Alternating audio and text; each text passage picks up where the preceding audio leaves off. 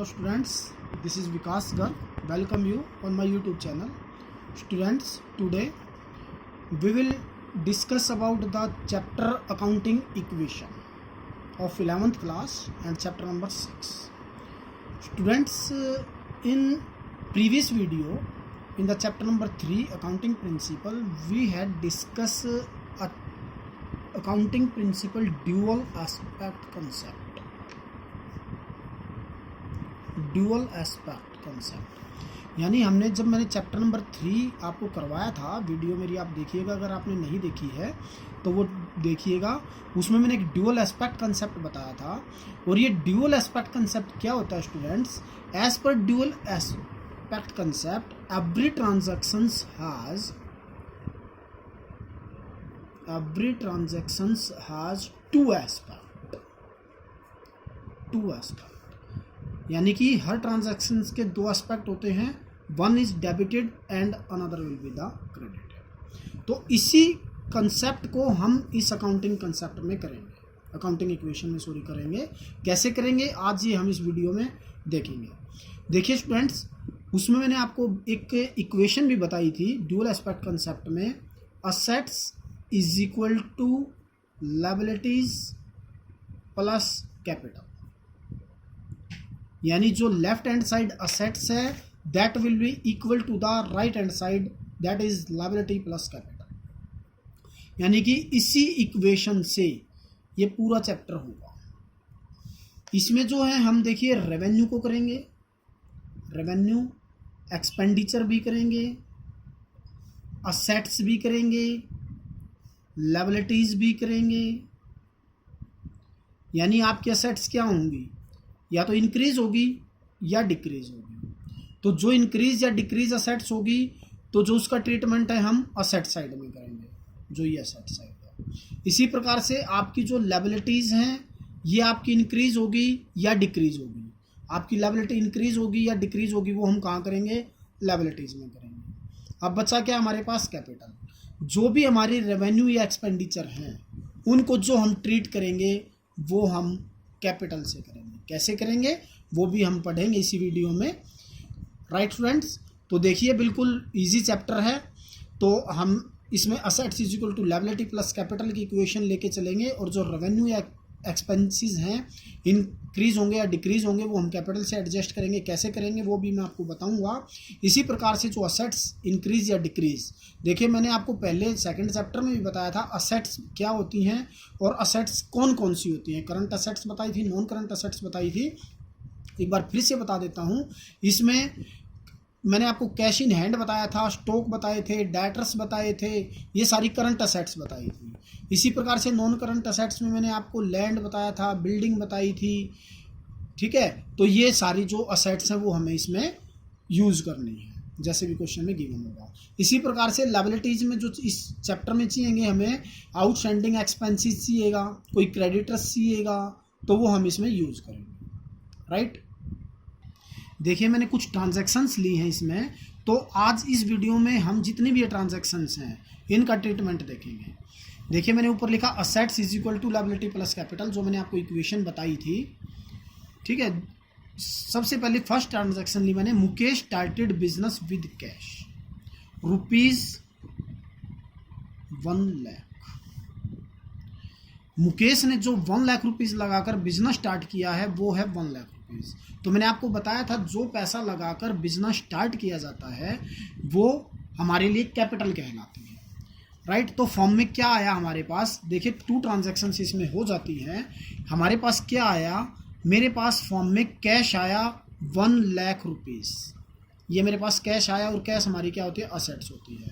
तो वो क्या हुई, ये हमारा कैपिटल के रूप में आया।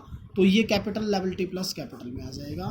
तो देखिए 1 लाख रुपीज़ ये मेरे पास कैश की फॉर्म में आया है। तो cash that will be 1 lakh rupees is equal to capital के फॉर्म में आया 1 लाख रुपीज़।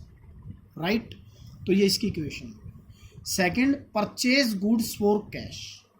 मैं इसका रुपीज़ मान लेता हूँ, सपोज ₹20,000। 20,000 रुपये का जो गुड्स है वो हमने 20,000 रुपीज़ कैश परचेज किया है। राइट, तो देखिए इसमें क्या हुआ, हमारे पास 20,000 रुपीज़ का स्टॉक यानी गुड्स फर्म में आया। तो वो क्या है, स्टॉक जो है वो भी मैंने आपको बताया था असेट्स है। और दूसरी ट्रांजैक्शन क्या हुई स्टूडेंट्स, 20,000 रुपीज़ फर्म से कैश गया। तो कैश क्या हुआ, 20,000 रुपीज़ मेरा माइनस हो गया, जिसके लिए मैंने ब्रैकेट से डिनोट कर दिया, माइनस कर दिया। इसके बाद क्या हुआ, मेरे पास 20,000 रुपीज़ का स्टॉक इंक्रीज हो गया। Remaining there will be no effect, that will be the 0. Now the new equation 80,000 plus 20,000 is equal to 0 plus 1 lakh। देखिए 80,000 plus 20,000 is equal to 0 plus 1 lakh, यानी कि जो दोनों साइड हैं वो इक्वल हैं। Next, purchase goods on credit ₹5,000। जो 5,000 rupees का गुड्स है वो 5,000 का गुड्स उधार में परचेज किया है।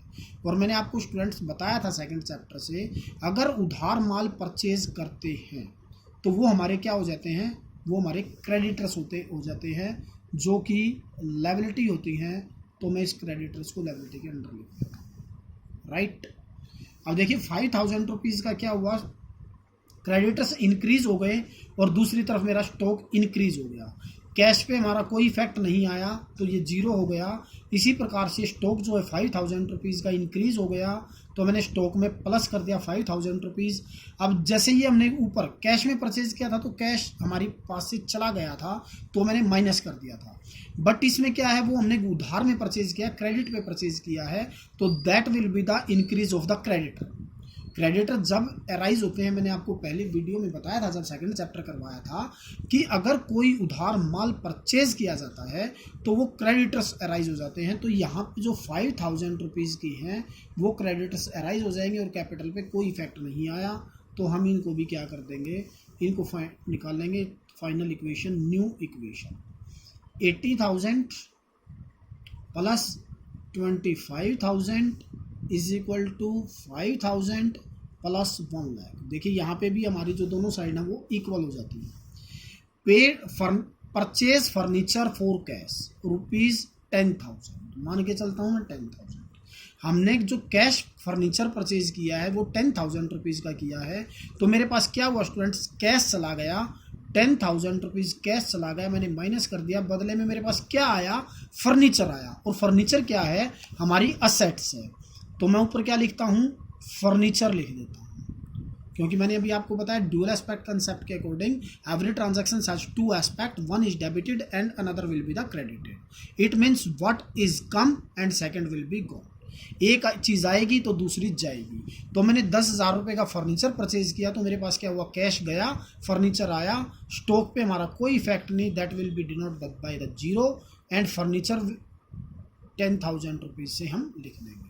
हमारा क्रेडिटर्स कोई भी नहीं आया ना गया, कैपिटल पे हमारा कोई इफेक्ट नहीं, तो 0। अब मैं क्या करता हूँ, इनकी न्यू इक्वेशन। अब 70,000 rupees cash, 25,000 rupees plus 10,000 rupees is equal to 5,000। इन दोनों को अगर आप टोटल करोगे 5,000 और इसका टोटल करोगे 1 लाख। अब देखिए 70 प्लस 25 95, 95 प्लस 10 1,05,000 और इसको टोटल करोगे तो 1,05,000।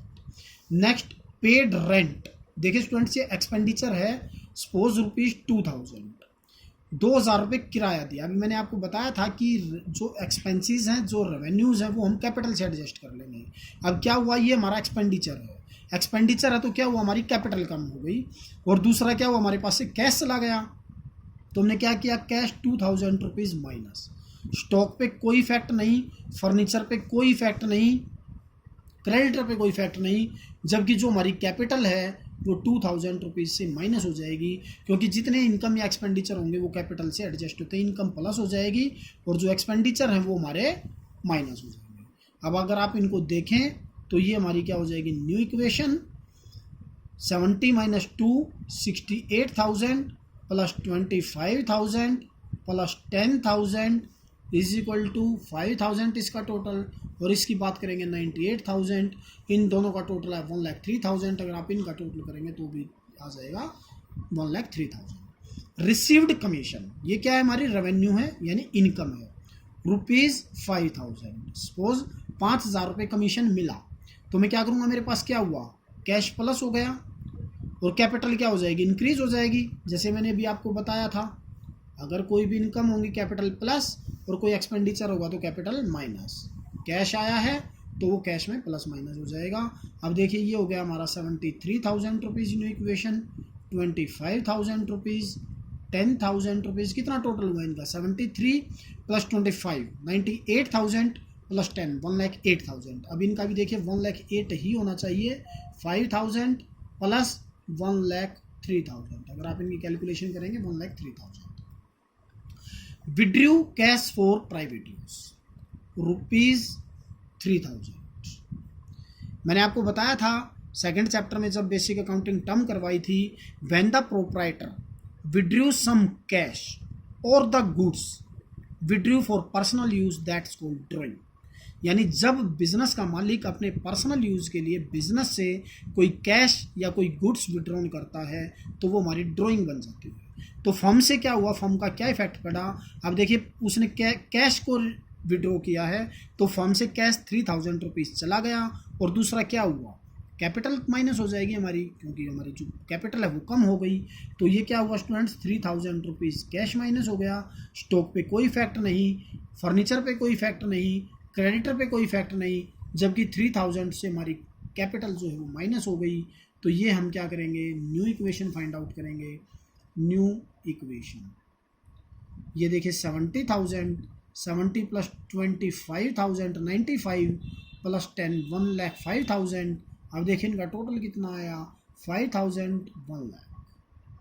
इसका मतलब हम बिल्कुल ठीक चले हुए हैं। Next, sold goods on credit, cost price 30,000, जो 35,000 में यहाँ लिख देता हूँ, यानी कि 30,000 वाला माल मैंने 35,000 रुपये में उधार बेच दिया। इसने ये आपको बोला है 30,000 वाला माल 35,000 में उधार बेच दिया। देखिए जब मैंने आपको बताया अगर हम उधार माल खरीदते हैं तो क्या राइज होते हैं, क्रेडिटर्स। अगर हम उधार माल बेचेंगे तो क्या राइज होंगे, डेटर्स। और डेटर क्या होते हैं स्टूडेंट्स, डेटर होते हैं हमारी असेट्स। तो मैंने असेट में लिख दिया डेटर, राइट। देखिए ये डेटर्स है, क्या असेट्स में हमारा क्या आया, cash, stock, furniture, debtor, right. देखिए अब हमने क्या किया, sold goods on credit on 35,000, cost ₹30,000। 30,000 वाला माल 35,000 रुपये में उधार बेच दिया, यानी कि कैश इसमें हमारे पास कोई भी रुपया नहीं आया। इसी प्रकार से स्टॉक, ये स्टॉक स्टूडेंट्स हम 20,000 का कर देते हैं और सोल्ड जो है वो 25 का, क्योंकि मैंने अपना एक एग्जांपल लिया है, राइट। और ऊपर मैंने जो स्टॉक था वो कम का ले लिया था 20,000 का। अगर मैं 40 का या 50 का लेता तो 30 चल जाता। तो मैं क्या करता हूँ, कॉस्ट प्राइस 20,000 और जो मैंने माल बेच दिया वो 25 का बेच दिया, राइट। तो इस प्रकार से जो स्टॉक का बैलेंस होता है वो इससे कभी ऊपर का हो नहीं सकता, क्योंकि जो माल हमारे पास जितने का अवेलेबल है उससे ज़्यादा कॉस्ट का तो बिक ही नहीं सकता। तो इस प्रकार से 20,000 का माल मैंने 25 का सेल कर दिया, तो जो मेरा गुड्स माइनस होगा वो 20,000 रुपीज़ का ही माइनस होगा, राइट। फर्नीचर पे मेरा कोई इफेक्ट नहीं, इधर मेरा क्या हो जाएगा, डेटर्स मेरे 25,000 रुपीज़ से अराइज हो जाएंगे, यानी 25,000 रुपये से मेरे डेटर हो जाएंगे। अब क्या हुआ, 5,000 का प्रॉफिट हुआ, रेवेन्यू हुई, तो मैंने अभी आपको बताया था वो कहाँ जाएगी, कैपिटल में प्लस हो जाएगी, राइट। तो अब देखिए सेम अमाउंट का मैंने आपको बताया 2 बार ट्रीटमेंट होगा, एक बार डेबिट एक बार क्रेडिट, एक बार आएगा एक बार जाएगा। तो देखिए 20 + 5 25,000 और 25,000 ये होगा।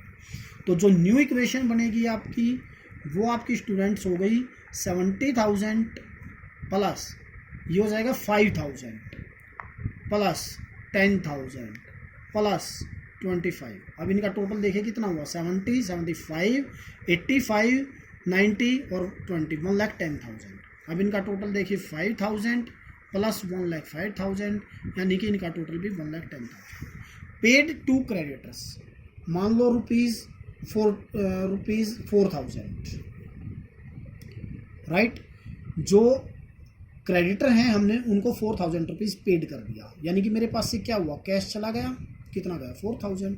अब किसको पेड किया, क्रेडिटर्स को, यानी कि स्टॉक पे कोई इफेक्ट नहीं, फर्नीचर पे कोई इफेक्ट नहीं, डेटर पे कोई इफेक्ट नहीं। क्रेडिटर हमारे कितने के माइनस हो गए, 4000 के, यानी कि अब हमारे क्रेडिटर घटकर 1000 के रह गए, 1000 के, तो कैपिटल पे कोई इफेक्ट नहीं। अब जो ये आएगी स्टूडेंट्स, ये हो जाएगी हमारी फाइनल इक्वेशन, यानी कि क्वेश्चन के एंड में आपकी फाइनल इक्वेशन आएगी। अब देखिए final equation 66,000 plus 5,000 plus 10,000 plus 25,000, इनका टोटल कितना हुआ स्टूडेंट्स, 66 प्लस 5 71, 81 और 5 86 और 20, 1,06,000 का इनका टोटल बनता है। अब इनका भी हमारा 1,06,000, 5 में से 4 गया 1 प्लस 1,05,000, तो इनका भी टोटल हमारा पूरा बन गया, राइट। इसके बाद स्टूडेंट्स हम बैलेंस शीट बना सकते हैं। देखिए बैलेंस शीट का परफॉर्मा अभी आपको मैं दिखाता हूँ कैसे होगा। बैलेंस शीट एज एट ये लिखा जाता है, यहाँ पे डेट लिखी जाती है। जैसे बैलेंस शीट जो बनाई जाती है स्टूडेंट्स, वो हमेशा साल के एंड में बनाई जाती है, और जो साल हमारा होता है 1 अप्रैल से 31 मार्च तक का होता है, तो 31 मार्च ईयर सपोज कीजिए 2017। तो ये आपकी जो लेफ्ट हैंड साइड होती है वो लायबिलिटी साइड होती है, और जो हमेशा राइट हैंड साइड होती है वो आपकी एसेट साइड होती है, राइट। अभी देखिए आपने ऊपर क्या लिखा था, हमने इक्वेशन लिखी थी assets is equal to liability plus capital. तो असेट्स में मैंने 4 चीज़ें आपको लिखी थी। असेट्स में कैश, स्टॉक, फर्नीचर, डेटर, 4 चीज़ें मैंने लिखी थी। तो यही असेट्स की मैं 4 चीज़ें लिख लेता हूँ, कैश, स्टॉक, फर्नीचर और डेटर। इसी प्रकार से हमारी लायबिलिटी की केवल 2 चीज़ें थी, क्रेडिटर्स और कैपिटल, राइट। अब देखिए हमने कैश का कितना बैलेंस निकाला था, कैश का बैलेंस हमने 66,000 निकाला था, 5,000 निकाला था। तो मैं कैश में 66,000 लिख देता हूँ, स्टॉक में 5,000 लिख देता हूँ। इसी प्रकार से मैंने फर्नीचर का 10,000 और डेटर का 25,000, डेटर का फर्नीचर का 10,000, डेटर का 25,000। इसी प्रकार से हमारा क्रेडिटर का बैलेंस 1 लाख और कैपिटल का 1,05,000। तो यही बैलेंस मैंने यहाँ लिख दिया। तो देखिए हमारी जो बैलेंस शीट का टोटल होता है must be equal in every situation. जो हमारी बैलेंस शीट है स्टूडेंट्स ये हमेशा ही इक्वल होगा, यानी कि जो हमारी लायबिलिटी का टोटल होगा वही हमारी असेट्स का टोटल होगा। अब आप इनको टोटल करेंगे तो 1,06,000, इसका मतलब हमारा क्वेश्चन बिल्कुल करेक्ट है, राइट।